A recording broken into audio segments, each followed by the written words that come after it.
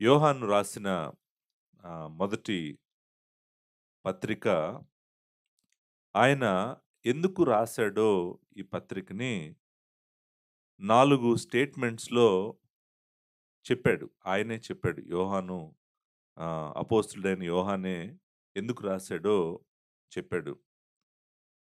మీకు వ్రాస్తున్నాను, మీకు వ్రాయుచున్నాను అనే మాట మనము ఈ పత్రికలో చాలా సార్లు చదువుతాము. ఉదాహరణకి మీరు రెండో అధ్యాయము 7వ వచనంలో నేను మీకు వ్రాయట్లేదు అనే మాట చదువుతాం. అలాగే 8వ వచనంలో మీకు వ్రాయుచున్నాను అనే మాట చదువుతాం. అలాగే 12వ వచనంలో మీకు వ్రాయుచున్నాను. 13వ వచనంలో మీకు వ్రాయుచున్నాను. 13వ వచనం ఆఖరిలో మీకు వ్రాయుచున్నాను.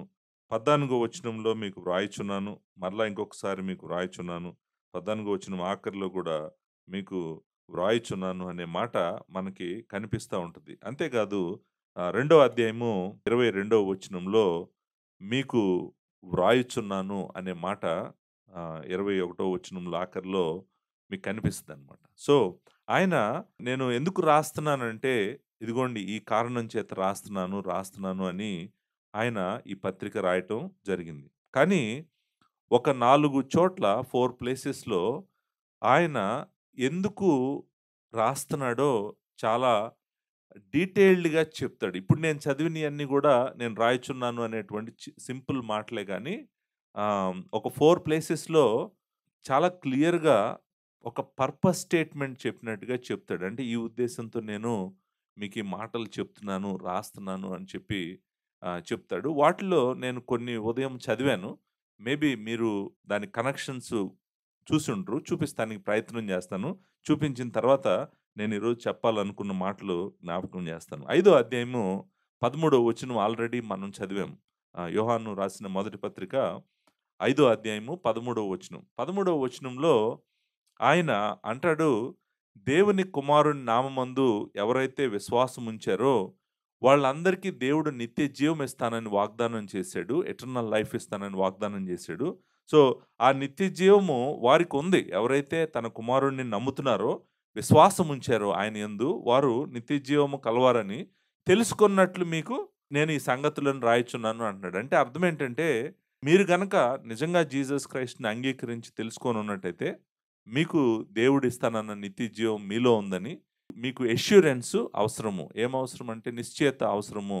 ఆ నిశ్చయత కోసమని నేను ఈ పత్రిక రాస్తున్నాను అని చెప్పి ఇక్కడ చెప్పాడు. చాలామంది భక్తులు 5:13 ఈ పుస్తకానికే పర్పస్ స్టేట్మెంట్ అని నమ్ముతారు. నేననుకుంటాను అది నిజమే. నేను చెప్పినట్టుగా ఉదయము అబద్ధ బోధకుల గురించి కాదు ఈ పుస్తకం రాసింది. అబద్ధ బోధకుల్ని ఎలా సమాధానం చెప్పాలో కాదు ఈ పుస్తకం రాసింది. సో, పొలిమికల్ ఎలిమెంట్ ఉంది దీంట్లో. అంటే అబద్ధ బోధన ఖండించేటువంటి సత్యం ఉంది గాని పుస్తకంలో ఆయన హృదయంలో ఉంది అబద్ధ బోధకులు గాదు. ఆయన హృదయంలో ఉందేంటంటే సంఘము, చర్చి. చర్చిలో ఉన్న విశ్వాసులు, దేవుడిని నమ్ముకున్న బిడ్డలు వాళ్ళు ఎక్కడా గూడా అలజడికి గురవ్వకూడదని, వాళ్ళ హృదయాలలో నిజమైన నిశ్చయత ఉండాలని రాస్తున్నాడనేటువంటిది ఇదొక స్టేట్మెంట్. 5:13 మీరు అండర్‌లైన్ జేసి పెట్టుకోండి. అది వెరీ ఇంపార్టెంట్ వర్స్ అన్నమాట. అది కాకుండా ఇంకొక వర్స్ గూడా నేను చదువుతాను. రెండో అధ్యాయము మొదటి వచనం. రెండో అధ్యాయం మొదటి వచనంలో మనము ఈ మాట చదువుతాం. ఏమంటామంటే, "నా చిన్న పిల్లలారా మీరు పాపము చేయకుండుటకై ఈ సంగతులను మీకు వ్రాయుచున్నాను." ఇప్పుడు చూడండి ఇంకొక పర్పస్ స్టేట్మెంట్ కనిపిస్తుంది మనకి. చాలా డీటెయిల్డ్ పర్పస్ స్టేట్మెంట్ ఇంకోటి కనిపిస్తుంది. ఏమంటున్నాడు? మీరు గనక ఆయన యందు విశ్వాసం ఉంచి నిత్య జీవము గలవారైతే గనక, ఆయన మన దగ్గర నుంచి కోరుకుంటుంది ఏంటంటే, మనము పాపంలో కంటిన్యూ అవ్వటానికి కుదరదు. పాపము చేయకుండునట్లు అనే మాట చెప్తున్నాడనమాట. అంటే మన ఓన్ సాంక్టిఫికేషన్ కోసం, మన ఓన్ హోలీనెస్ కోసం, మన పరిశుద్ధత గురించి నేను ఈ మాటలు రాస్తున్నాను. మీరు పరిశుద్ధులై ఉండాలి. ఆయన ఎలాంటి వాడో, ఆయన ఎవరో ఆయనలాగా మీరుండాలి అని చెప్పి ఈ మాటలు రాస్తున్నాను అని చెప్పాడు. చూసారా? ఇప్పుడు 5:13కి 2:1కి కనెక్షన్ ఏంటి? 5:13 2:1ని మనము మన అండర్‌స్టాండింగ్ కోసం కనెక్ట్ చేసి చూడాలనుకున్నామనుకో, కనెక్షన్ ఏంటో చెప్పమంటారా? ఎవరైతే ఆయన కుమారుడి యందు విశ్వాసం ఉంచుతారో, ఎవరైతే నిత్య జీవం కలిగి ఉన్నారో, వాళ్ళు పాపం చేయకుండా ఉండాలి. అది కనెక్షను. ఆ కనెక్షన్ మనకర్థమైంది. సో, మూడో పాయింట్ ఇంకొక పర్పస్ స్టేట్మెంట్ ఇదే విధంగా ఉంటది. అది గూడా చూద్దాం. మూడోదేంటంటే, రెండో అధ్యాయము 26 వచనం. అది గూడా అండర్‌లైన్ జేసుకోండి. రెండో అధ్యాయము 26 వచనంలో ఈ మాటుంటది. మిమ్మును మోసపరుచు వారిని బట్టి ఈ సంగతులు మీకు వ్రాసి ఉన్నాను. ఇక్కడ మూడో పర్పసు, మూడో పర్పస్ స్టేట్మెంట్ లాంటిది మనం పుస్తకంలో చూసేదేంటంటే, మీరు నిత్య జీవమును కొరకు దేవుని కుమారుడి దగ్గరికొచ్చారు. మీరు పాపం చేయకుండా బ్రతుకుతున్నారు. కానీ మీరు గుర్తుపెట్టుకోండి, మిమ్మల్ని మోసం చేయాలని, అబద్ధ బోధ వైపు తీసుకెళ్ళాలని బయలు వెళ్ళిన వాళ్ళు, ప్రయత్నిస్తున్నటువంటి వాళ్ళు, false preachers, false prophets, false teachers, anti Christs చాలామంది సంఘాల్లో ఉన్నారు. వాళ్ళు మిమ్మల్ని మోసం చేయటానికి అవకాశం ఉంది. ఆ మోసం వైపు మీరు వెళ్ళకుండా ఉండాలని నేను ఈ పత్రిక రాస్తున్నాను. సో, ఇప్పుడు మీరు ఈ మూడిటిని కనెక్ట్ చేయండి. ఈ మూడిటిని కనెక్ట్ చేశారనుకోండి మనకేమర్థమవుద్ది? ఎవరైతే దేవుడిని నమ్ముకున్నారో, వాళ్ళు ఎవరైతే ఆయన యందు విశ్వాసం ఉంచారో వాళ్ళకి నిత్య జీవం ఉంది. వాళ్ళు పాపము చేయరు. అంతేకాదు అబద్ధ బోధ వైపు వాళ్ళు వెళ్ళరు. వెళ్ళకూడదని చూడండి ఎలా భద్రం చేస్తున్నాడో మనకు అర్థమవుతుంది. నాలుగో పర్పస్ స్టేట్మెంటు ఈ పుస్తకము రాయటానికి ఆయన చెప్తున్నటువంటి ఇంకొక ఫోర్త్ పర్పస్ స్టేట్మెంటు మనం మొదటి అధ్యాయము 4వ వచనంలో చూస్తాం. చాప్టర్ 1 వర్స్ 4లో చూస్తాం. ఏమని చూస్తామంటే ఇక్కడ ఒక మాట అంటాడు. ఏంటంటే మన సంతోషము పరిపూర్ణమౌటకై మేమీ సంగతులు వ్రాయుచున్నాము అనేటువంటి మాట మనం ఇక్కడ చూస్తామన్నమాట. సో, నాలుగో పర్పసు ఈ పుస్తకము ఎందుకు రాశానంటున్నాడంటే, విశ్వాసులైన మీరు, దేవుని బిడ్డలైన మీరు, సిలువ దగ్గరకొచ్చిన మీరు, దేవుని కుమారుని యందు పాప క్షమాపణ పొందిన మీరు, ఆయన కోరికేంటంటే, a true joy, a real జాయ్‌ని మీరు ఎక్స్‌పీరియన్స్ చేయాలి. అది కూడా ఫుల్ ఫోర్స్‌లో మీరు సంపూర్ణమైనటువంటి సంతోషము, పరిపూర్ణమైన సంతోషము మీరు కలిగి ఉండాలి. నిజానికి మీరు ఏ సంతోషం గురించైనా మాట్లాడండి గానీ, భూమి మీద అన్నిటికన్నా చాలా గొప్ప సంతోషము ఏంటంటే, నేను దేవుని దగ్గరికొచ్చాను. నేను దేవుడిని తెలుసుకున్నాను. నాలో తన కుమారుని యొక్క జీవమున్నది. నేను నిత్య జీవానికి వెళ్తున్నాను అనేటువంటి మాటలు మీకు అన్ని టైమ్స్‌లో కంఫర్ట్ ఇస్తాయన్నమాట. మన భూమి మీద సంతోషము చాలా ట్రాన్సియంట్‌గా ఉంటది. ట్రాన్సియంట్ అంటే అర్థం ఏంటంటే, అన్నీ బావుంటే సంతోషంగా ఉంటాము. ఏం బాగోకపోతే సంతోషంగా ఉన్నాము. అంటే బాహ్య పరిస్థితులు మనల్ని కంట్రోల్ చేస్తా ఉంటాయి. మామూలు సంతోషం అయితే గనక. బయట ఉద్యోగం ఉంటే బావుంటది. డబ్బులుంటే బావుంటది. డబ్బులు లేకపోతే బాగోదు. ఉద్యోగం లేకపోతే బాగోదు. ఇంకేదైనా ట్రబులొస్తే బాగోదు. అంతా లోపల డిస్టర్బ్ అయిపోతా ఉంటామనమాట. ఈ సంతోషము, ఈ పరిపూర్ణమైన సంతోషము అది కాదు. పరిపూర్ణమైన సంతోషం ఏంటంటే, నేను దేవుని కుమారుడిలో ఉన్నాను. నా జీవము ఆయన భద్రంగా ఉంచాడు. నాకు భూమి మీద ఏమున్నా, ఏమి లేకపోయినా, ఏమైనా, ఏమవ్వకపోయినా గూడా నేనెప్పుడూ సంతోషంగానే ఉంటాను. నిజంగా ఇది ఒక వ్యక్తి ప్రయత్నం జేయాల్సినటువంటి అల్టిమేట్ గోల్ మన లైఫ్‌లో. మన లైఫ్‌లో అల్టిమేట్ గోల్ ఏంటంటే సంపూర్ణ సంతోషాన్ని భూమి మీద మనము అనుభవించాలని దేవుడు కోరుకుంటా ఉన్నాడు. మీరు గుర్తుందో లేదో ధన్యుడు అనే మాట మనం న్యూ టెస్టమెంట్‌లో, ఓల్డ్ టెస్టమెంట్‌లో చాలా సార్లు చదువుతాం. ధన్యుడు అంటే అర్థమేంటి? ధన్యుడు అంటే అర్థం ఏంటంటే, సంతోషంగా ఉండేటువంటి వాడు.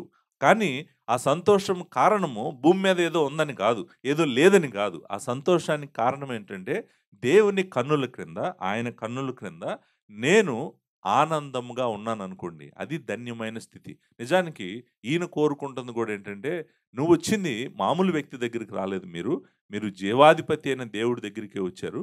మీరు సంతోషంగా ఉండాలి, ఆనందంగా ఉండాలని ఈయన చెప్తున్నాడనమాట. ఇప్పుడు ఈ 4 మనం కనెక్ట్ చేసామనుకోండి. 5, 13, 2, 1 అలాగే రెండో అధ్యాయము 26 వచనము, 2, 26, 1, 4 అన్నీ కనెక్ట్ చేసామనుకోండి. మనకొక కాంప్రిహెన్సివ్ పిక్చర్ వస్తది. ఆ పిక్చర్ ఏంటంటే చెప్పమంటారండి? ఒక డీటెయిల్డ్ పిక్చర్ వస్తది. అదేంటంటే ఎవరైతే లార్డ్ జీసస్ క్రైస్ట్ దగ్గరికొచ్చి ఆయనను నమ్ముకున్నారో వాళ్ళకి నిత్య జీవం ఉంది. వాళ్ళకి నిత్య జీవం ఉందనే నిశ్చయత ఉంది. ఆ నిశ్చయతతో పాటు వాళ్ళని వాళ్ళు భద్రం చేసుకొని పాపం చేయరు. అంతేకాదు అబద్ధ బోధ వైపు వాళ్ళు వెళ్ళరు. అంతేకాదు వాళ్ళు సంతోషంగా ఉంటారు. దేవునిలో సంతోషంగా ఉంటారు. ఉండాలనే ఆయన ఈ గ్రంథాన్ని రాసాడు. ఈ పుస్తకాన్ని రాసాడు. ఇప్పుడు మీరు వెంటనే అంటారు, పాస్టర్ గారు నాకు ఆ సంపూర్ణమైన సంతోషము fullness of Joy, complete Joy నా హార్ట్‌లో లేదు. నా లైఫ్‌లో లేదు. నేను ఆ జాయ్‌ని పొందాలనుకుంటున్నాను. నేను ఎలా పొందగలను? ఈ జాయ్‌ని, ఈ సంతోషాన్ని నేనెలా పొందగలను? ఆ సంతోషము ఇవ్వగలిగింది దేవుడొక్కడే. ఆ సంతోషము నువ్వు దేవునిలోనే పొందగలవు. నేను ఈ గ్రంథమంతా చెప్తూ వెళ్తుంటే, దేవుడు నిన్ను ఇలా నడువు అని చెప్పినప్పుడు, నువ్వలా నడిస్తే గనక, మీరలా నడిస్తే గనక, మీకు ఆ జాయ్ ఉంటది. ఆ సంపూర్ణ సంతోషము, నిజమైన సంతోషం మీ హృదయాల్లో ఎప్పుడుంటదంటే, ఆయన ఆజ్ఞలు విన్నప్పుడే, ఆయన మాట విన్నప్పుడే. అది ఈ గ్రంథంలో మనం వెళ్తా ఉన్నప్పుడు, ఆయన మనకు చూపించడానికి ప్రయత్నం చేస్తాడు.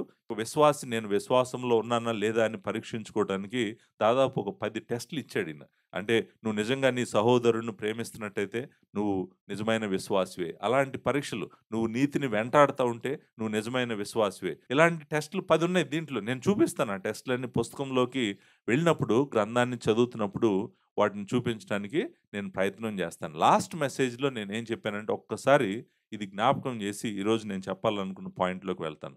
లాస్ట్ మెసేజ్‌లో నేనేం జ్ఞాపకం చేశానంటే, ఈ పుస్తకం యొక్క హిస్టారికల్ బ్యాక్‌డ్రాప్ ఏంటంటే, అబద్ధ బోధకులు సంఘాలలోకి బయలుదేరారు.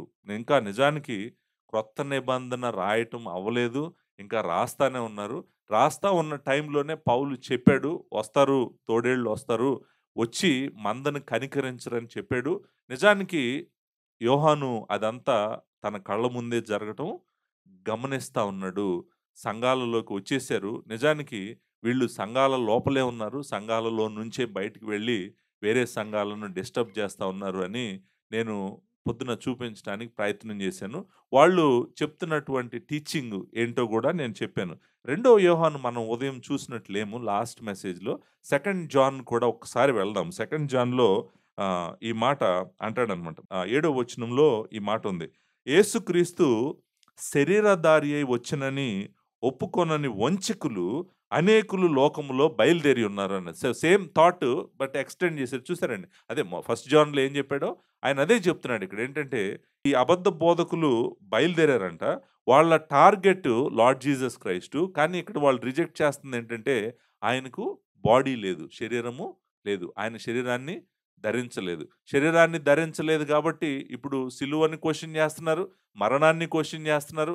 రక్తాన్ని క్వెషన్ చేస్తున్నారు. పాప క్షమాపణను క్వెషన్ చేస్తున్నారు. మరి ఇంకా అన్నీ క్వెషన్ చేస్తున్నారు. సో, చూడండి వీళ్ళు మరి అయితే పరలోకం ఎలా ఎళ్తారు? వీళ్ళు సిలువని దేవుని కుమారుడు శరీరంలో రాలేదని చెప్తే మరి వీళ్ళు హెవెన్‌కెలా ఎళ్తారు? వీళ్ళకి హెవెన్‌కెలా ఎళ్తారంటే వాళ్ళు నేను చెప్పాను గదా! వాళ్ళ నాలెడ్జ్ బేస్డ్ సిస్టమ్ అనమాట. మనం నోసిస్ అంటాం గదా! నాస్టిసిజం. యాక్చువల్‌గా నాస్టిసిజం ఫుల్ ఫోర్స్‌లో సెకండ్ సెంచరీలో వచ్చింది గానీ కొంచెం వాటి ఎలిమెంట్స్ ఆ థింకింగు ఆల్రెడీ గ్రీక్ ఫిలాసఫీలో ఐ మీన్ 6థ్, 7థ్ సెంచరీ బీసీ నుంచి ఉంది. ఫిలాసాఫికల్ డ్యూయలిజం అంటాం మనం దీన్ని. సో ఆ థాట్‌లో నుంచి వచ్చినటువంటి ఆలోచన వీళ్ళు ఆయన శరీరధారిగా రాలేదంటున్నాడు. ఎనిమిదో వచనము అట్టివాడే వంచకుడును క్రీస్తు విరోధి అయి ఉన్నాడు. ఈ మాటలో మేము మీ మధ్యన నెరవేర్చిన కార్యములను చెడగొట్టుకొనక మీరు పూర్ణ ఫలం పొందినట్లు జాగ్రత్తగా చూసుకొనుండి. అంతేకాదు పదో వచనంలో ఈ మాట అంటాడు. ఎవడైనను ఈ బోధను తేక మీ వద్దకు వచ్చిన యెడల వానిని మీ ఇంట చేర్చుకొనవద్దు. శుభమని వానితో చెప్పను వద్దు. చూడండి ఇప్పుడు ఇంకొకటి కూడా అర్థమవుతుంది. ఈ అబద్ధ బోధకులు ఇటినరెంట్ ప్రీచర్స్ అయ్యారు. ఇటినరెంట్ ట్రావెలర్స్ అంటాం గదా! అంటే ఒక ఊరు నుంచి ఈరోజు సాయంత్రం 2 మీటింగ్‌లు ఇక్కడ బెట్టి, ఇంకొక రోజు ఇంకొక ఊరెళ్ళి అక్కడ 2 మీటింగ్‌లు బెట్టి, ఇంకొక రోజు ఇంకొక ఊరెళ్ళి ఇంకొక 2 మీటింగ్‌లు బెట్టి మీకేమన్నా గుర్తొస్తుందా నేను జెప్తుంటే?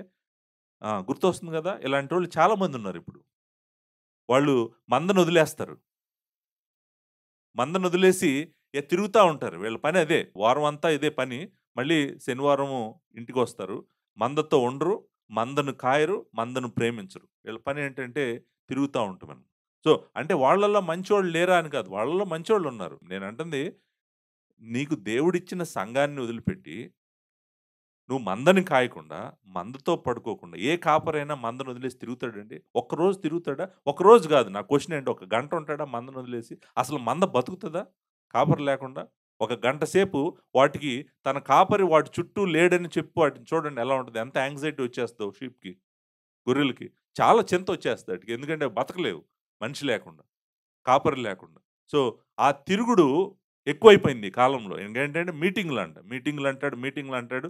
నెలలో 25 రోజులు తిరుగుతానే ఉంటాడనమాట. సంఘాన్నొదిలేసి, చర్చినొదిలేసి, దేవుడిని మందనొదిలేసి.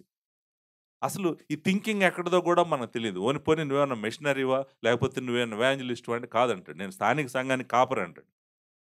తిరుగుతా ఉంటాడు. వీళ్ళు బయలుదేరారు. బయలుదేరి ప్రయాణం చేస్తా ఉన్నారు. కానీ జాన్ ఏం చెప్తున్నాడంటే, ఈ అబద్ధ బోధకులు మీ ఇంట్లోకి రానివ్వకండి. శుభమని వీళ్ళకి చెప్పకండి.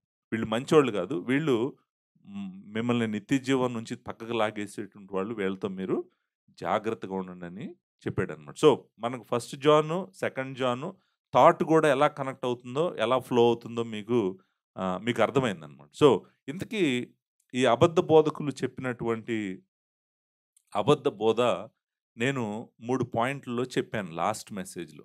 వీళ్ళు చెప్పేటువంటి బోధ ఏంటంటే, వీళ్ళు యేసుక్రీస్తు యొక్క వ్యక్తిత్వాన్ని, అలాగే ఆయన కార్యాన్ని గూడా ప్రశ్నిస్తున్నారు. ఆయన యేసుక్రీస్తు ఎవరు అనేటువంటి ప్రశ్నను వీళ్ళు లేవనెత్తారు సంఘాల్లో. లేవనెత్తుతూ ఆయన ఒకసారేమో ఆయనకి శరీరం లేదన్నారు. ఒకసారేమో ఆయన ఆయనలో 2 ఇద్దరు వ్యక్తులున్నారన్నాడు.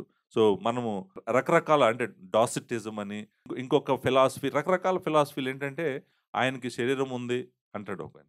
ఆయనకి శరీరం లేదు, శరీరంలాగా అనిపిస్తుంది. అపియరింగ్ అనేటువంటి మాటను మనం వాడతామనమాట.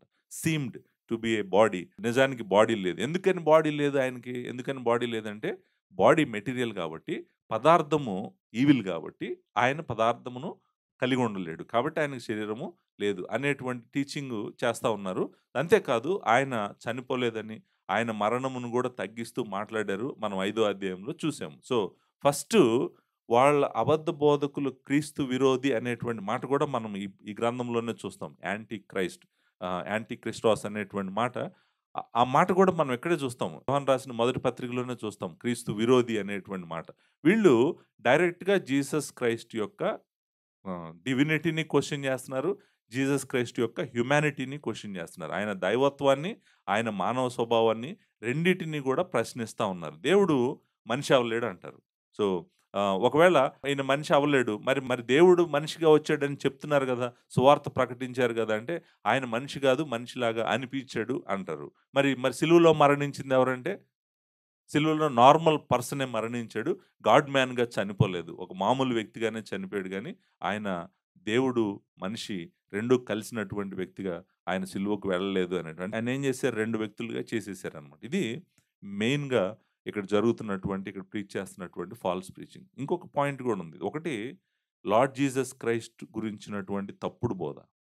రెండో బోధ ఏంటంటే, ఈయన మాట్లాడుతున్నటువంటిది మీరు పరిశుద్ధంగా ఉండాల్సిన అవసరం లేదు.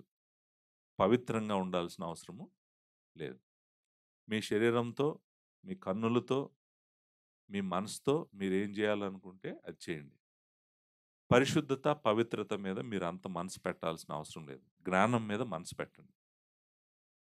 ఎందుకంటే శరీరం ఎటూ చెడ్డది కదా! శరీరంతో నువ్వేం జేసినా గూడా నీ ఆత్మకు తాకదది. మీరు పరిశుద్ధతను వెంటాడాల్సిన అవసరము లేదు. మీరు రెండో అధ్యాయం మొదటి వచనం అదే చెప్తుంది కదా! రెండో అధ్యాయం మొదటి వచనంలో ఏమన్నాడాయన? నా చిన్న పిల్లలారా, మీరు పాపము చేయకుండుటకై ఈ సంగతులను మీకు రాయిచున్నాను. అంటే ఏమంటున్నాడు? పాపం చేయకూడదు మీరు. వీళ్ళేం చెప్తున్నారు? ఏం పర్వాలేదు. అసలు పాపమే లేదని చెప్పండి మీలో అంటున్నారు. వీళ్ళేమంటున్నారు? పాపమే లేదని చెప్పండి. మీ ఇష్టానుసారంగా జీవించండి. పాపమే లేదని చెప్పండి ఎవరిని అడిగితే. ఎందుకంటే మీరు ఆత్మలో చాలా బాగున్నారు. శరీరం కదా పాపం చేస్తుంది. ఎనివే ఈ లోకమంతా పాపమే. శరీరం అంతా పాపమే. మీరేం చేసినా పర్వాలేదు. తినండి, తాగండి అనేటువంటి భయంకరమైనటువంటి ఫాల్స్ ప్రీచింగు ఈ సంఘాల్లో చేస్తున్నారనమాట. ఇది రెండో పాయింట్. సో, మొదటి పాయింట్ జీసస్ క్రైస్ట్‌ని అటాక్ చేశారు. రెండో పాయింట్ మనిషిని పొగుడుతున్నారు. "నువ్వేం పర్వాలేదు. చెయ్యి. నువ్వు తిరిగినా, తిన్నా, తాగినా, ఎక్కడికెళ్ళినా, ఏం చేసినా ఏం పర్వాలేదు. నువ్వు దేవునిలో ఉన్నావు. నిత్య జీవం వెళ్తున్నావు." చూడండి ఎంత డేంజరస్ టీచింగో. మీరు చూసారు గదా! ఆయన కుమారుడని చెప్పుకుంటూ, దేవునిలో ఉన్నానని చెప్పుకుంటూ, ఆయన ఆజ్ఞలను లోబడకపోతే అబద్ధికుడు అంటాడు. డైరెక్ట్‌గా చెప్తాడన్నమాట. "If you say you belong to him and you don't obey him, you are a liar" అంటాడు. అబద్ధికుడు నువ్వు అంటాడు. అంతే గదండీ! ఆయన మాట వినాలి గదా మనం. ఆయన మాట వినకపోతే మనం ఆయన బిడ్డలము ఎలా అవుతాము? మీరు రెండో అధ్యాయము లాస్ట్ వచనాలు కొన్ని నేను చదువుతాను. 28, 29 లాస్ట్ వచనాలు చదువుదాం. "కాబట్టి చిన్న పిల్లారా, ఆయన ప్రత్యక్షమగునప్పుడు ఆయన రాకడయందు మనము ఆయన ఎదుట సిగ్గుపడక ధైర్యము కలిగి ఉండునట్లు మీరు ఆయన యందు నిలిచి ఉండుడి. చూడండి, మనము సిగ్గుపడకుండా ధైర్యముగా ఆయన రాకడలో ఆయనను చూడాలంటే మనం ఎలాంటి పవిత్రమైన జీవితం గడపాలి? ఎలా ఉండాలి అసలు మన జీవితాలు? మన జీవితాలు అంటే ఆ మాట కూడా అన్నాడు. ఏమన్నాడంటే సిగ్గుపడక ధైర్యము కలిగి ఉండునట్లు మీరు ఆయన యందు నిలిచుండుడి. 29 ఆయన నీతిమంతుడని మీరు ఎరిగి ఉన్న ఎడల నీతిని జరిగించు ప్రతివాడును ఆయన మూలముగా పుట్టి ఉన్నాడని ఎరుగుదుము. ఇప్పుడు చూడండి మనల్ని మన స్టాండర్డ్ ఏంటి? మన స్టాండర్డ్ ఏంటంటే నువ్వు లార్డ్ జీసస్ క్రైస్ట్ లాంటి రైచియస్‌నెస్ ఆయనలాగా నీ నీతి ఉండాలి. నువ్వు నీతిమంతుడిగా బ్రతకాలి. నువ్వు దేవుడొచ్చినప్పుడు నిందారహితంగా ఉండాలి. పరిశుద్ధమైన, పవిత్రమైన జీవితం. సో, ఈయన వాళ్ళు చెప్తున్న దానికి ఎగ్జాక్ట్‌గా ఆపోజిట్ డైరెక్షన్‌లో, రైట్ డైరెక్షన్‌లో చర్చిని తీసుకువెళ్ళడానికి ప్రయత్నం చేస్తున్నాడు. మూడో అధ్యాయం మూడో వచనం చదువుతాను. ఆయన యందు ఈ నిరీక్షణ పెట్టుకున్న ప్రతివాడును ఆయన పవిత్రుడై ఉన్నట్లుగా తన్ను పవిత్రునిగా చేసుకొనును. చూసారండి హోలీనెస్ ఎంత ఇంపార్టెంటో చూడండి. పరిశుద్ధత గురించి వాళ్ళు మాట్లాడుతున్న మాటలకి ఈయన ఏం చెప్తున్నాడంటే, మనము పరిశుద్ధులముగా ఉండాలి. మనము దేవుని బిడ్డలము అని చెప్పి దానికి ఆన్సర్ చెప్తున్నాడు. సో, మూడో పాయింట్. సో, మొదటి పాయింటు జీసస్ క్రైస్టు గురించి తప్పు చెప్తున్నారు. రెండోది నువ్వు ఎలా జీవించినా పర్వాలేదని చెప్తున్నారు. అండ్ మూడోది మోస్ట్ ఇంపార్టెంట్ ఏంటంటే, నువ్వు ఎవరిని పట్టించుకోవాల్సిన అవసరం లేదని చెప్తున్నాను. ఎవరిని పట్టించుకోవాల్సిన అవసరం. అంటే చూడండి, అందుకే ఈ పుస్తకంలో మీరు గమనించారో లేదో సహోదర ప్రేమ గురించి చాలా ఎక్కువ చెప్పాడు. ఎందుకు చెప్పాడు? ఎందుకు చెప్పాడంటే, మనము క్రీస్తు శరీరంలోకి వచ్చాం. మనతో పాటు మిగిలిన బిడ్డలందరిని కూడా తన స్వరక్తం ఇచ్చి కొనుక్కున్నాడు. మనము వాళ్ళని ప్రేమించకపోతే ఎవరిని ప్రేమించాలి? అసలు ప్రేమ అనేటువంటిది మనకి కోర్‌లో ఉండాల్సినటువంటిది. వీళ్ళేం జెప్తున్నారు? అబద్ధ బోధ ఇక్కడ జరుగుతున్న అబద్ధ బోధ ఏంటంటే, మిగిలిన వాళ్ళందరిని విడిచిపెట్టండి. నీకు జ్ఞానం ఉందో లేదో చూసుకో. దీంట్లో గర్వము, అరోగెన్స్, ప్రైడ్ ఇవన్నీ వచ్చేసేసి అసలు సహోదరులను పట్టించుకోవటం గానీ, వాళ్ళ కష్టాల్లో వాళ్ళకి సహాయం చేయటం గానీ, అసలు వాళ్ళకి తినటానికి ఉందా లేదా? వాళ్ళు ఎలా బ్రతుకుతున్నారు? వాళ్ళ జీవితాలేంటి? ఏమీ పట్టించుకోకుండా, సహోదరుడిని అస్సలు పట్టించుకోకుండా, ప్రేమించకుండా తిరుగుతున్నటువంటి వీళ్ళకి ఆయన దేవుని ప్రేమ గురించి రాసాడు. దేవుడే కదా ముందు ప్రేమించాడు మిమ్మల్ని. ఆయన మిమ్మల్ని వదిలిపెట్టలేదు కదా! ఆయన ప్రేమించాడు కాబట్టి మీరు ఆయన వ్యక్తిత్వాన్ని మీ జీవితాల్లో చూపించాలి అనేటువంటి ప్రేమ గురించి చాలా ఎక్స్‌టెన్సివ్‌గా మాట్లాడాడు. మీరు ఈ 3 పాయింట్లు పట్టుకున్నారనుకోండి. ఈ 3 పాయింట్లు గుర్తున్నాయనుకోండి. పుస్తకం అంతా గుర్తుంది మీకు. ఇక మీరసలు ఏమి ఆలోచించాల్సిన అవసరమే లేదు. యోహాను రాసిన మొదటి పత్రిక అంతా మీ హార్ట్‌లోకొచ్చేసింది. మీరు ఏ మూలకైనా ఎళ్లి చూడండి. ఈ మూడే ఉంటాయి. ఏముంటాయో తెలుసా అండి? నువ్వు నిజమైన క్రీస్తుని తెలుసుకో, నిజమైన దేవుడిని తెలుసుకో అని ఉంటది. 2 నువ్వు పరిశుద్ధుడిగా, పరిశుద్ధురాలుగా బ్రతుకని ఉంటది. మూడోది నువ్వు నీ సహోదరుడిని, నీ సహోదరిని నువ్వు ప్రేమించని ఉంటది. పుస్తకం మొత్తం యొక్క సమ్మరీ అంతా కూడా ఇదేననమాట. అబద్ధ బోధ ఎప్పుడు ఏం చేస్తదో తెలుసా అండి మనల్ని? అబద్ధ బోధ ఎప్పుడు మిమ్మల్ని స్వార్థపరులను చేస్తది. నీకేంటి అనేటువంటిదే చేస్తది. స్వార్థపరులను చేస్తది. అబద్ధ బోధలో నువ్వు అపవిత్రుడిగా ఉంటావు. మీరు చూడండి, అబద్ధ బోధకులు ఎప్పుడూ గూడా పాపంలోనే ఉంటారు. వాళ్ళ జీవితమే పాపం. ఎందుకంటే వాళ్ళలో పాపము తప్ప ఏమీ ఉండదండి. స్వార్థపరులు, గర్వంతో నిండుంటారు. వాళ్ళ నిండా పాపమే. వాళ్ళ జీవితాల నిండా పాపమే. ఎవరిని అడిగినా చెప్తారు. అబద్ధ బోధకుడి దగ్గరికెళ్లి మీరు ఎలాంటి వ్యక్తి ఈ బోధకుడు అని చెప్తే వెంటనే చెప్పేస్తారు. స్వార్థపరుడండి, అన్నీ మోసమేనండి, అంతా మోసమేనండి, అబద్ధాలు చెప్తాడు, అసలు ఇతను చేయని పనంటూ లేదండి. కానీ నేను గొప్ప సేవకుడిని, గొప్ప బోధకుడిని అని చెప్పుకుంటా ఉంటాడండి. ఇదంతా మోసమండి అని చెప్తారు. ఎందుకంటే వాళ్ళు పవిత్రంగా జీవించలేరు.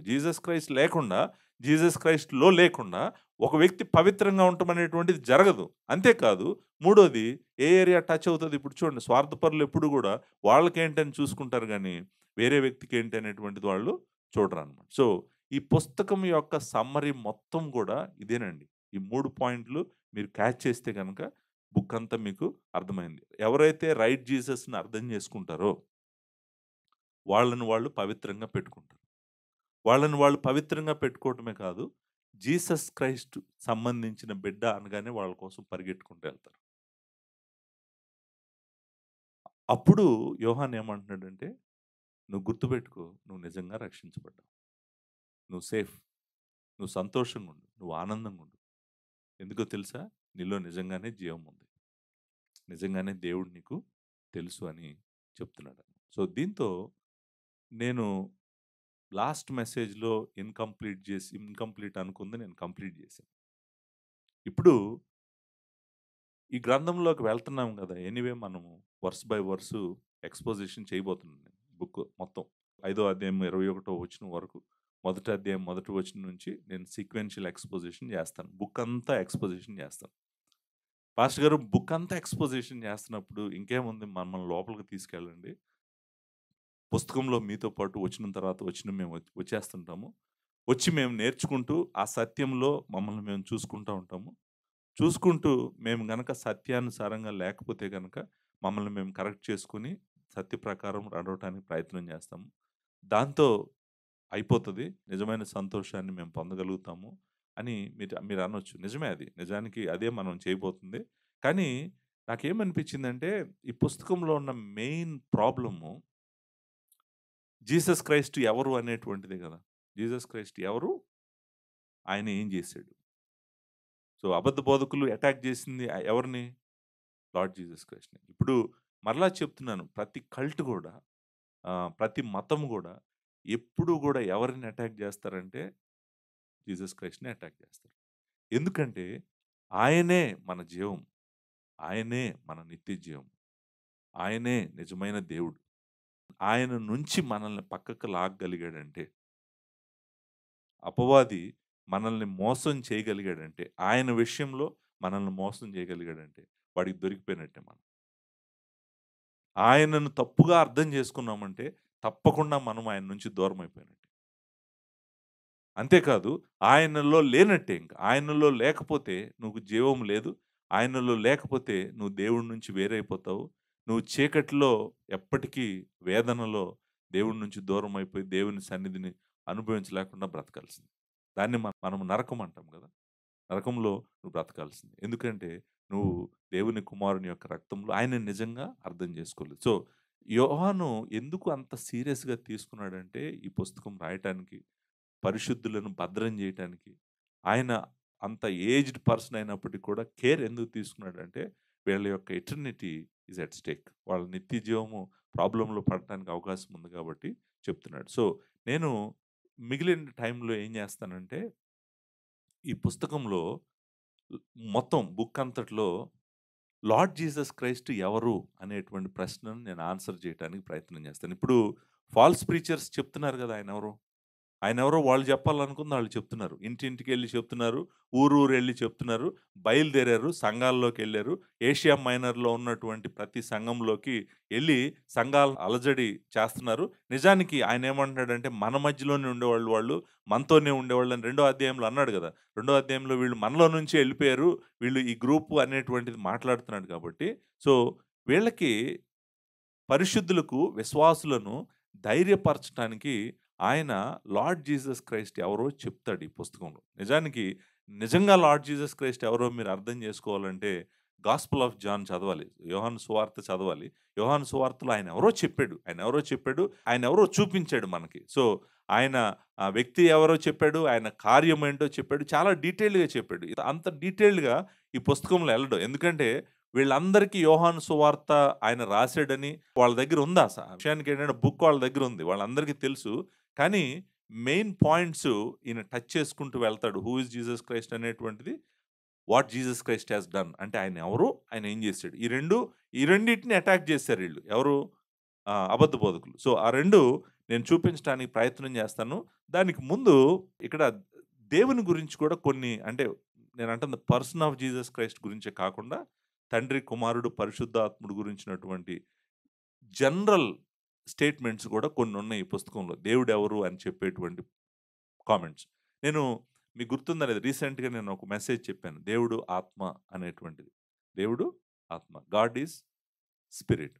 మనము ఈ సత్యము సమరయ స్త్రీ దగ్గర ప్రభువు అంటాడు. దేవుడెవరంటే దేవుడు ఆత్మే ఉన్నాడంటాడు. అది చాలా సింపుల్ స్టేట్మెంట్ లాగా వెళ్తా, వెళ్తా ఆమెకొక మాట చెప్పాడు. ఓకే. ఆరాధించువారు ప్లేస్ ఏమి ఉండదమ్మా. ఆయన ఆత్మ గనుక ఆయన్ని ఎక్కడైనా ఆరాధించొచ్చు. అనే స్టేట్మెంట్ ఇచ్చి ఆయన ముందుకెళ్ళిపోయాడని అనిపిస్తది గానీ, థియలాజికల్‌గా అది చాలా ఇంపార్టెంట్ స్టేట్మెంట్. ఎందుకంటే మన దేవుడు ఎవరో చెప్తుంది, వర్ణిస్తుంది ఆ మాట. గాడ్ ఈజ్ స్పిరిట్ అనేటువంటి మాట దేవుడు ఎవరో చెప్తుంది కాబట్టి, మనము దేవుడు ఎవరు అని అడిగిన ప్రతిసారి గూడా, మనం అడగాల్సినటువంటి క్వెషన్స్ అలాంటి ప్యాసేజెసే. అలాంటి ప్యాసేజెస్ పట్టుకొనే మనము మన దేవుడిని అర్థం చేసుకోవటానికి ప్రయత్నం చేస్తా ఉన్నాము. ఆ మెసేజ్ దేవుడు ఎవరు అనేటువంటి దాంట్లో సీరీస్‌లో దేవుడు ఆత్మ అయితే ఏంటి అనేటువంటి ఆ మెసేజ్ చాలామంది విన్నారు. చాలామంది విన్నారు. చాలా స్ప్రెడ్ అయింది ఆ మెసేజ్. Which is good. ఎందుకంటే we're going into the core doctrine of God. Who is God అనేటువంటి క్వెషన్ మనం అడిగి ఆన్సర్ చేస్తున్నాం. ఈ పుస్తకంలో కూడా దేవుడెవరు అనేటువంటి క్వెషన్‌కి 2 ఆన్సర్స్ మనకి డైరెక్ట్‌గా యోహాను చెప్తాడు. మొట్టమొదటిది మొదటి అధ్యాయము మనము 5వ వచనంలో చూస్తాం. 5వ వచనంలో ఈ మాట చూస్తాం. ఏమని చూస్తామంటే, దేవుడు వెలుగై ఉన్నాడు అనేటువంటి మాటని మనం చూస్తాం. God is light. ఆ మాట మనము దయచేసి మీరు నోట్ చేసుకోండి. ఇది మీకు అనిపించొచ్చు. ఊరికే అలా ఎళ్తా ఆ మాట అని ఎళ్ళిపోయాడు యోహాన్ అని మీరు అనుకుంటున్నారేమో. అలా ఏం వెళ్ళలేదు. నేను సీక్వెన్షియల్ ఎక్స్‌పోజిషన్‌లో జాగ్రత్తగా గాడ్ ఈజ్ లైట్ అనేటువంటి మాటకి అర్థము ఏంటో చెప్తాను. దేవుడు వెలుగై ఉన్నాడు అంటే అర్థం ఏంటి? దేవుడు వెలుగు. God is light. God has light గాదు. God is light. దేవుడు వెలుగు అనేటువంటి మాటకి అర్థము ఏంటో నేను మీకు వివరించడానికి ప్రయత్నం చేస్తాను. Very profound statement. నేను చెప్పాను గదా! న్యూ టెస్టమెంట్ మొత్తంలో చాలా సింపుల్ గ్రీక్ ఇది. First John. మా సెమినరీలో ఫస్ట్ సెమిస్టర్‌లో గ్రీక్ చెప్తూ ఈ పుస్తకం మాకిస్తారు ట్రాన్స్‌లేషన్ చేయమని. అంటే చాలా సింపుల్‌గుంటాయి మాటలు. చాలా సింపుల్‌గుంటాయి. కానీ దాన్ని అర్థం చేసుకోవడం మామూలు విషయం కాదు. మాటలు సింపుల్‌గానే ఉంటాయి గానీ, వాటి యొక్క లోతు మాత్రం చాలా ఎక్కువ ఉంటదనమాట. నిజానికి నేనన్నాను గదా! ఉదయం. ఈ పుస్తకం అంతా గూడా అలాంటి పుస్తకమే. ఏ వచనం తీసినా గూడా మనకు అలానే అనిపిస్తదనమాట. So, God is light. So, first statement. రెండోది 4 అధ్యాయము మనం 4 అధ్యాయంలో ఈ మాట చూస్తామనమాట. 4:7 అలాగే 4:7తో పాటు 4:16లో గూడా మనం ఈ మాట చూస్తాం. గాడ్ ఈజ్ లవ్ అనేటువంటి మాట చూస్తాం. దేవుడు ప్రేమ, దేవుడు ప్రేమ స్వరూపి అనే మాట ఏసి మనము కింద ఫుట్‌నోట్‌లో ప్రేమై ఉన్నాడు అనేటువంటిది రాశారు గదా! ఆయన వెలుగై ఉన్నాడు లాగానే ఆయన ప్రేమై ఉన్నాడు. God is not only light, God is also love. So, we are going into the very nature of God. దేవుని యొక్క స్వభావంలోకెళ్తున్నాం. అసలు మన దేవుడెవరో అర్థం చేసుకోవటానికి ప్రయత్నం చేస్తున్నాము. ఈ 2 స్టేట్మెంట్సు దేవుడెవరు అనేటువంటిది మనము అర్థం చేసుకోవడానికి ఉపయోగపడతాయి. నేనక్కడికొచ్చినప్పుడు ఈ 2 స్టేట్మెంట్స్ మీద ఎక్కువ టైమ్ స్పెండ్ చేస్తాను. వీటిని ఎందుకంటే డాక్ట్రిన్ ఆఫ్ గాడ్‌లో గాడ్ ఈజ్ స్పిరిట్ అనేటువంటిది ఎంత ఇంపార్టెంటో, God is light and God is love అనేటువంటిది ఆయన డైరెక్ట్‌గా ఆయన స్వభావంలోకి, ఆయన లోపలికి వెళ్లి ఆయన్ని అర్థం చేసుకోవాలని ప్రయత్నం చేస్తున్నాం కాబట్టి, నేనిక్కడికొచ్చినప్పుడు వాటిని వర్ణించడానికి ప్రయత్నం చేస్తాను. మళ్ళా చెప్తున్నాను. నేను పుస్తకంలోకి వెళ్ళకుండానే బయట నుంచే మీకు పుస్తకాన్ని అన్ని విధాలా పరిచయం చేయడానికి ప్రయత్నం చేస్తున్నాను నేను. సో, లోపలికి వెళ్ళినప్పుడు మనకి ఏ డిఫికల్టీ ఉండకూడదు అనేటువంటిది మనం చూస్తున్నామనమాట. అంతేకాదు మనము దేవుడిని లార్డ్ జీసస్ క్రైస్ట్ యొక్క తండ్రిగా గూడా చూస్తాం. ఫాదర్‌ని ప్రాముఖ్యంగా ఫాదర్‌ని మనం ఈ పుస్తకంలో చాలా సార్లు ఎలా చూస్తామంటే the Father of our Lord Jesus Christ. ప్రభువు యొక్క తండ్రి అనేటువంటి మాట మనం చాలా సార్లు చూస్తాం. ఒక్క వచనం నేను చదువుతాను. మీకు జస్ట్ అది ఎంత ఇంపార్టెంట్ అని అర్థం కావటం కోసం. మొదటి అధ్యాయము రెండో వచనంలో ఈ మాట ఉంటది. ఆ జీవము ప్రత్యక్షమాయెను. తండ్రి వద్ద నుండి మాకు ప్రత్యక్షమైన ఆ నిత్య జీవమును మేము చూచితిమి. సో, ఈయన ఎక్కడి నుంచి వచ్చాడంట? తండ్రి వద్ద నుంచి వచ్చాడంట. అంతేకాదు మీరు కిందకొస్తే మన సహవాసం అయితే తండ్రితో కూడాను, ఆయన కుమారుడైన యేసుక్రీస్తుతో కూడాను ఉన్నది అనేటువంటి మాట చూద్దాం. సో, ఇక్కడ మనము ఫాదర్ గురించి ఒక విషయం మనకు అర్థమవుతుంది. Who is father? Father is father of our Lord Jesus Christ. మన ప్రభువు యొక్క తండ్రి ఆయన అనేటువంటిది. సో, వాళ్ళిద్దరి మధ్య ఉన్న రిలేషన్‌షిప్పు మీరు అర్థం చేసుకోవాల్సిందేంటంటే, ఆయనను తండ్రిగా చూస్తాము. ఈయనను కుమారుడుగా చూస్తాము. సో, ఇది ఫిజికల్‌గా కలిగినటువంటి రిలేషన్‌షిప్ గాదు. చాలామంది ఏమంటారంటే, ఈయనను చేసాడు. కాబట్టి ఈయన కుమారుడు, ఈయన తండ్రి, ఈయనను ఫిజికల్‌గా బర్త్ లాగా కన్నాడు. కాబట్టి ఈయన తండ్రి, ఈయన కుమారుడు. యాక్చువల్‌గా అది కాదు అండర్‌స్టాండింగు. అది కాదనేటువంటిది నేను న్యూ టెస్టమెంట్‌లో అనేక విధాలుగా నేను చూపించడానికి ప్రయత్నం చేస్తాను. వీళ్ళిద్దరూ నిత్యత్వము నుంచే తండ్రి, కుమారులుగా ఉన్నారు. అంటే నిత్యత్వం నుంచి అంటే ఏంటంటే మొదటివాడు, కడపటివాడు వీళ్ళిద్దరూ. అంతేకాదు నిత్యుడు వీళ్ళిద్దరూ. వీళ్ళిద్దరూ మొదటి నుంచి అంటే అసలు వాళ్ళ ఎగ్జిస్టెన్సే ఫాదర్ అండ్ సన్‌గా మనం చూస్తాము. అందుకే ప్రభువు మీకు గుర్తుందో లేదో ఆయన చాలా సార్లు ఏమంటాడంటే, "నన్ను చూస్తే మీరు తండ్రిని చూసినట్టే" అంటాడు. ఏమంటాడు? "నన్ను చూస్తే తండ్రిని చూసినట్టు" అంటాడు. ఇదేంటి? అంటే మనమేమనుకుంటామంటే, ఓహో! ఈయన కన్నాడు కాబట్టి, ఈయన ఆయనలాగా కనిపిస్తాడేమో, రిసెంబ్లెన్స్ ఏమన్నా ఉందేమో అది కాదు విషయం. విషయం ఆయన చెప్తుందేంటంటే, నన్ను చూస్తే తండ్రిని చూసినట్టే అని ఆగలేదు. ఆయన ఇంకొక మాట కూడా అన్నాడు. నేను తండ్రిలో ఉన్నాను, తండ్రి నాలో ఉన్నాడు. ఇప్పుడు చూడండి. నేను తండ్రిలో ఉన్నాను, తండ్రి నాలో ఉన్నారు. వీళ్ళిద్దరు ఇన్‌సెపరబుల్. వీళ్ళిద్దరిని మనం వేరు చేయలేము. అంటే ఈయన వేరుగా, ఆయన వేరుగా వ్యక్తిగా మనం చూడగలం గానీ, యాస్ ఎ గాడ్‌గా మనకి ఇద్దరు వ్యక్తులుగా తండ్రిగా, కుమారుడుగా నిత్యత్వం నుంచి కనపడతా ఉన్నారు. వీళ్ళిద్దరి మధ్య ఉన్న రిలేషన్‌షిప్ ఎటర్నల్ రిలేషన్‌షిప్ అనేటువంటిది మీరు గుర్తుపెట్టుకోవాలి. సో, అది మనం ఈ పుస్తకంలో యోహాను గూడా మనకు చూపించడానికి ప్రతి ప్రయత్నము చేస్తాడు. మనం గూడా దాన్ని అర్థం చేసుకోవడానికి ప్రతి ప్రయత్నము చేద్దాం. సో, తండ్రైన దేవుని గురించి మనము ఈ గ్రంథం మొత్తంలో మనం చూసేదేంటంటే, తండ్రి అయిన దేవుడు ఆయన కుమారుడైన దేవునికి తండ్రిగానే మనకు కనిపిస్తా ఉంటాడు ఈ పుస్తకంలో. సో, కుమారుడు తండ్రి కాకుండా పరిశుద్ధాత్ముడు గూడా ఉన్నాడు ఈ పుస్తకంలో. ఈ గ్రంథంలో పరిశుద్ధాత్ముడు గూడా ఉన్నాడు. So, third person of Trinity. ఇప్పుడు మూడో వ్యక్తి నిజంగా త్రిత్వంలో మూడో వ్యక్తిని గూడా మనము ఈ గ్రంథంలో చూస్తాము. ఆయన గురించి మనము యోహాను సువార్త 14, 15, 16 అధ్యాయాల్లో ప్రభువు చెప్తాడు. పరిశుద్ధాత్ముడు ఆయన వస్తాడని, ఆయన వచ్చినప్పుడు ఏం జేస్తాడు, ఆయన వర్క్ ఎలా, ఆయన పని ఎలా ఉండబోతుందని చెప్పాడు గదండీ! ఇక్కడ ఈ గ్రంథంలో మనం పరిశుద్ధాత్ముడిని ఫ్యూ ప్లేసెస్‌లో చూస్తాము. నేను మీకు జస్ట్ చూపించి నేను ముందుకెళ్ళిపోతాను. నా ఫోకస్ లార్డ్ జీసస్ క్రైస్ట్ మీద, ఆయన మీద నేను మిగిలిన టైం పెడతాను. బట్ ఆహ్, డాక్ట్రిన్ ఆఫ్ గాడ్ చెప్తున్నాను గాబట్టి, అంటే దేవుడెవరు అనేది చెప్తున్నాను కాబట్టే, నేను ముగ్గురిని కవర్ చేయటానికి ప్రయత్నం చేస్తున్నాను. మళ్ళీ పుస్తకంలోకెళ్ళినప్పుడు బయట నుంచి చూసినట్టుగా చూడలేం పుస్తకంలో. ఆ వచనం ఏం చెప్తుందో అలా చెప్పుకుంటూ ఎళ్ళిపోతాను నేను. సో, అదే మనకి పుస్తకం లోపలికి వెళ్ళటానికి ముందే బయట నుంచి ముగ్గురిని చూడగలిగామనుకోండి, అప్పుడు మనకి యోహాను రాసిన మొదటి పత్రిక మీద కంప్లీట్ అండర్‌స్టాండింగ్ వస్తది. కంప్లీట్ అండర్‌స్టాండింగ్ రావాలని ఇంకా మనం తండ్రిని ఎక్కడ చూసినా ఈ పుస్తకంలో క్రీస్తు యొక్క తండ్రిగానే చూస్తాం. కుమారుడి యొక్క తండ్రిగానే చూస్తాం. Son of our Lord Jesus Christ గానే చూస్తామనమాట. Father of our Lord Jesus Christ గానే చూస్తామనమాట. పరిశుద్ధాత్ముడిని మనము 4 అధ్యాయము 6 వచనంలో ఆయనను మనము సత్య స్వరూపమైన ఆత్మ అనేటువంటి మాటతో మనం చూస్తాం. He is a spirit of truth. ఆయన ఎప్పుడు సత్యమే మాట్లాడతాడు. ఆయనకున్నటువంటి పేరు ఏంటంటే సత్యస్వరూపి. ఇందువలన మనము సత్య స్వరూపమైన ఆత్మ ఏదో అనే మాట, భ్రమపరచు ఆత్మ ఏదో అనేటువంటి మాట మనం అక్కడ చూస్తాము. సో, మొట్టమొదట మీరు పరిశుద్ధాత్ముడు గురించి మీరు అర్థం చేసుకోవాల్సిందేంటంటే, ఆయన సత్య స్వరూపి అయినటువంటి ఆత్మ. ఆ మాట అంటే ఆయన సర్వసత్యంలోనికి మనల్ని నడిపిస్తాడు.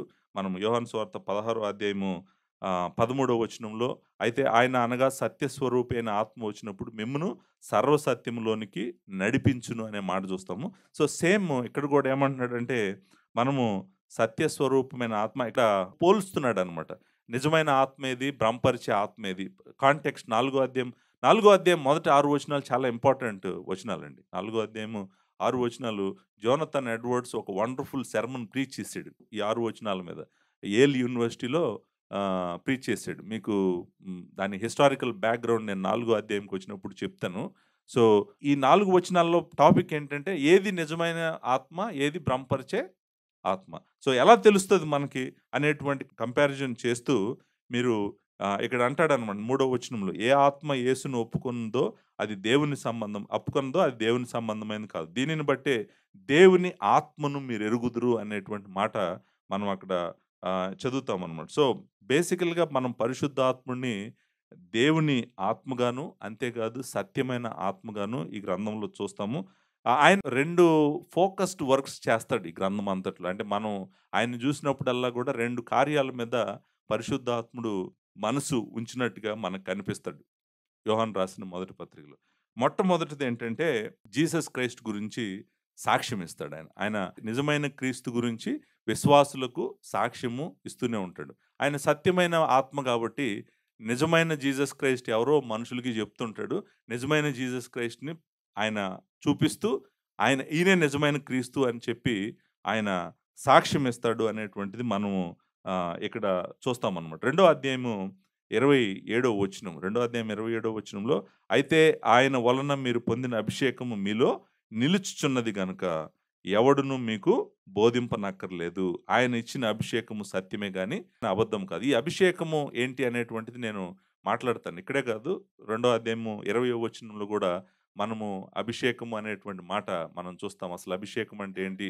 అభిషేకము, నా అండర్‌స్టాండింగ్ ఆఫ్ ద టెక్స్ట్ ఏంటంటే, పరిశుద్ధాత్మ దేవుడి గురించి మాట్లాడుతున్నాడు. పరిశుద్ధాత్ముడు మనల్ని ఆయన వాక్యముతో మనల్ని నిజమైన క్రీస్తు దగ్గరికి నడిపిస్తాడంట. నిజమైన క్రీస్తు గురించి మనకు సాక్ష్యం ఇస్తాడంట. ఎందుకని ఈ మాట అంటున్నానంటే, 2:18 నుంచి 2:27 వరకు కాంటెక్స్ట్ ఏంటంటే అబద్ధ క్రీస్తుల గురించి మాట్లాడుతున్నాడు. మరి అబద్ధ క్రీస్తుల గురించి మాట్లాడుతూ మధ్యలో నీకు అభిషేకం ఉంది, నీకు అభిషేకం ఉందంటే ఏం చేస్తది ఆ అభిషేకం మనల్ని? కాంటెక్స్ట్ వదిలేస్తే బైబిల్ చేత ఏమైనా చెప్పించొచ్చు మనం. సో, కాంటెక్స్ట్‌లో చదవాలి కదా బైబిల్‌ని చదివేటప్పుడు.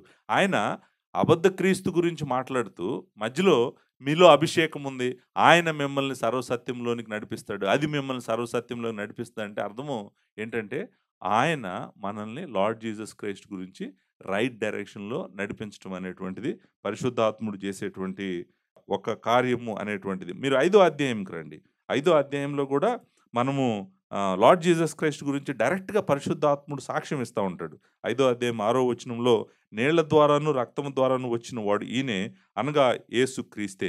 ఈయన నీళ్లతో మాత్రమే కాక నీళ్లతోనూ రక్తముతోనూ వచ్చెను. ఆత్మ సత్యము గనుక సాక్ష్యమిచ్చువాడు ఆత్మయే అంటున్నాడు. చూడండి, ఇప్పుడు లార్డ్ జీసస్ క్రైస్ట్ గురించి ఎవరు సాక్ష్యం ఇస్తున్నారు?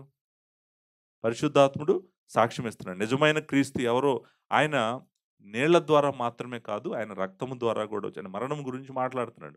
ఆయన బాప్టిజం మాత్రమే కాదు, ఆయన డెత్ గురించి కూడా మాట్లాడుతూ ఏమంటున్నాడంటే, పరిశుద్ధాత్ముడు సాక్ష్యం ఇస్తున్నాడండి. ఎవరి గురించి సాక్ష్యం ఇస్తున్నాడు?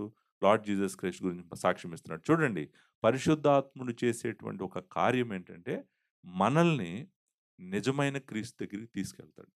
నిజమైన క్రీస్తు దగ్గరికి తీసుకెళ్ళి, నిజమైన క్రీస్తును మనకు చూపించి, ఈయనే నిజమైన క్రీస్తు అని సాక్ష్యం ఇవ్వటం అనేటువంటిది పరిశుద్ధాత్ముడు చేసేటువంటి ఒక కార్యము. ఈ గ్రంథంలో మనము చూస్తామనమాట.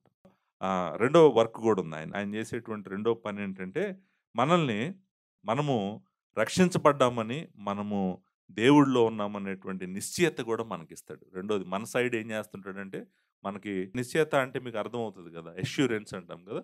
మనం రక్షించబడ్డామని, మనం దేవుడిలో ఉన్నామని, మనం సత్యంలో ఉన్నామని, మనం జీవంలో ఉన్నామనేటువంటి నిశ్చయత మనకు ఆయన అనుగ్రహిస్తాడండి. అనుగ్రహించటం అనేటువంటిది మనము ఫ్యూ ప్లేసెస్‌లో చూస్తాము. మనము 3 అధ్యాయం 24 వచనము నేను ఒకసారి చదువుతాను. ఆయన ఆజ్ఞలను గైకొనువాడు ఆయన యందు నిలిచియుండును. ఆయన వాని యందు నిలిచియుండును. చూసారు కదా! ఎవరైతే ఆయన మాట వింటారో వాళ్ళు ఆయనలో ఉంటారంట. ఆయన వాళ్ళలో ఉంటాడంట. ఆయన మన యందు నిలిచి ఉన్నాడని ఆయన మనకు అనుగ్రహించిన ఆత్మ మూలముగా తెలుసుకొనుచున్నాము. చూడండి, అర్థం ఏంటి? ఆయన మనలో ఉన్నాడని మనకెలా తెలుసు? మనము నిజంగా ఆయనలో ఉన్నామని, ఆయన మనలో ఉన్నాడని మనకెలా తెలుసు? మనకెలా తెలుసంటే, పరిశుద్ధాత్మ దేవుడు మనకి అది తెలియజేస్తాడు. దాన్నే మనం ఏమంటారు? అష్యూరెన్స్ అంటాం గదా! అష్యూరెన్స్ మనకి అనుగ్రహించేటువంటి వాడే పరిశుద్ధాత్ముడు అనేటువంటిది మనము మర్చిపోకూడదు. 4వ అధ్యాయం 13వ వచనం గూడా నేను ఒకసారి చదువుతాను. దీనివలన మనము ఆయన యందు నిలిచి ఉన్నామనియు, ఆయన మన యందు ఉన్నాడనియు తెలుసుకొనుచున్నాం. సేమ్ స్టేట్మెంట్ గదా! Exactly identical. 3:24, 4:13 ఒకే రకంగా ఉన్నాయి. మాట్లాడటం గాని, రాయటం గాని. అంతేకాదు, ఏలయనగా ఆయన మనకు తన ఆత్మలో పాలు దయచేసి ఉన్నాడు అనేటువంటి మాటను చూడండి. అంటే అర్థం ఏంటి? మనము ఆయనలో ఉన్నామని, ఆయన మనలో ఉన్నాడని, ఆయన ఆత్మే మనకి తెలియజేస్తుందనమాట. ఎందుకంటే ఆయన ఆత్మ మనలో నివాసం ఉండేటట్టు, పాలు పొందేటట్టు దేవుడు మనల్ని చేసాడు అనేటువంటిది పరిశుద్ధాత్మ దేవుడి గురించి మనం చూస్తాం. ఇంకా రెండో అధ్యాయంలో ఆయన్ని అభిషేకంగా చూస్తాము. తర్వాత దేవుని కుమారుడు గురించి సాక్ష్యం ఇస్తాం చూస్తాము. అంతేకాదు, పరిశుద్ధుల లోపల నివాసం ఉంటూ పరిశుద్ధులకు నిశ్చయతనివ్వటం కూడా పరిశుద్ధాత్ముడు చేసేటువంటి పనిగా మనము చూస్తామన్నమాట. సో, దీంతో మనము అసలు పాయింట్ దగ్గరికొచ్చాము ఇప్పుడు. అసలు పాయింట్ ఏంటంటే, యోహాను రాసిన మొదటి పత్రికలో జీసస్ క్రైస్టు ఎవరు? ఈ మెసేజ్‌ని నేను నెక్స్ట్ సండే ఆరాధనలో చెప్తాను. టైం అయిపోయింది. సో, మనము ఈ 10 పాయింట్లున్నాయి. 10 పాయింట్లు నేనిప్పుడు చెప్పలేను. హూ ఈజ్ జీసస్ క్రైస్ట్ అనేటువంటిది చాలా ఇంపార్టెంట్ పాయింట్, ఇంపార్టెంట్ మెసేజ్. నేను దీన్ని నెక్స్ట్ సండే ఆరాధనలో చెప్పడానికి నేను ప్రయత్నం చేస్తాను. సో, ఆయనెవరు అనేటువంటిది ఒక 10 పాయింట్‌లో చెప్తాడు. మీరు గూడా గ్రంథమంతా చదివి రండి. నేను మీకు చూపించటానికి ప్రతి ప్రయత్నము చేస్తాను. దాంతో ఇంట్రడక్టరీ మెసేజెస్ అయిపోతాయి. Then we start with chapter 1 verse 1. మొదటి అధ్యాయం మొదటి వచనంతో మొదలుపెట్టి, ఐదో అధ్యాయం 21 వచనం వరకు సీక్వెన్షియల్‌గా నేను ఎక్స్‌పోజిషన్ చేస్తాను. ప్రభు యొక్క బ్లెస్సింగ్ అడుగుదాం ప్రీచింగ్ మీద. దయచేసి అందరూ తలలు వంచండి. ప్రార్థన చేసుకుందాం. పరిశుద్ధుడా, మరి జీవము గల తండ్రి, మరొకసారి నీ కృపా సింహాసనం యొద్దకు వస్తున్నాం నాయన. ఈ రాత్రికాల సమయంలో నీ వాక్యము వినేటువంటి కృప మా అందరికీ దయచేసావు నాయన. నాయనా, మరి ఆకాశం నుండి వర్షం వచ్చి భూమిని తడిపి నాయనా విత్తువానికి ఆహారము దయచేయనట్లు తండ్రి, మరి ఇక్కడ నుంచి ప్రకటించబడినటువంటి వాక్యము మరి ఫలించకుండా వెనక్కి రాదు నాయన. నీ సంకల్పము నెరవేర్చే అది వెనక్కి తిరిగి వస్తుంది. ప్రభువా, మరి మా జీవితాల్లో మేము విన్న వాక్యం మీరు ఫలింపు చేయండి. మేము ఏదో సూపర్ఫిషియల్‌గా విన్నట్టు కాదు నాయన. నిజంగా ఆ విత్తనాలు మా హృదయాల మీద పడి, మా హృదయాలలో అది విస్తారంగా ఫలించి, నీకు మహిమ తెచ్చి, మాకు సంతోషాన్ని తెచ్చేదిగా మీరు చేయమని, మీ దీవెన, మీ ఆశీర్వాదము నీ బిడ్డలందరి పైన ఉంచమని యేసు నామములో అడిగి వేడుకొనుచున్నాను తండ్రి. ఆమేన్.